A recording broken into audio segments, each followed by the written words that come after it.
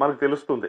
ఇది చాలా దురదృష్టం. ఆదుకోవాల్సిన ప్రభుత్వాలు. ఎందుకంటే గతంలో జగన్మోహన్ రెడ్డి గారి హయాంలో ఇలాగ ఏ పంట మార్కెట్ ధర కన్నా కింద తక్కువగా అమ్మితే గవర్నమెంట్ మార్కెట్ ఇంటర్వెన్షన్ చేసి కొనుగోలు చేసే పరిస్థితి ఉండేది.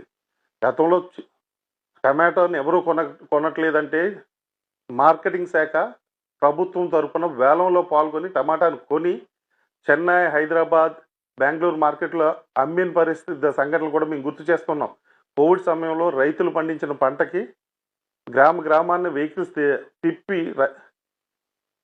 డిమాండ్ క్రియేట్ చేసిన పరిస్థితి చూస్తూ ఉన్నాం.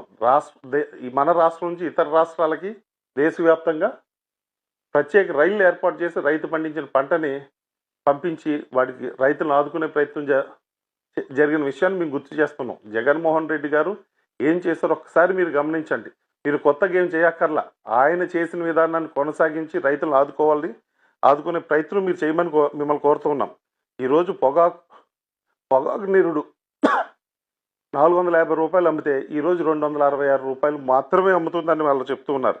రైతులకి ఒక పెద్ద భయం ఏంటంటే ప్రతి క్రైసిస్ని ఈ ప్రభుత్వం ఎన్కాష్ చేసుకుంటుంది తన లాభం కోసం అనే అనుమానం రైతులు కలుగుతుంది. ఎందుకంటే నేను ఇప్పుడు చెప్పాను, దేవరపల్లిలో రైతు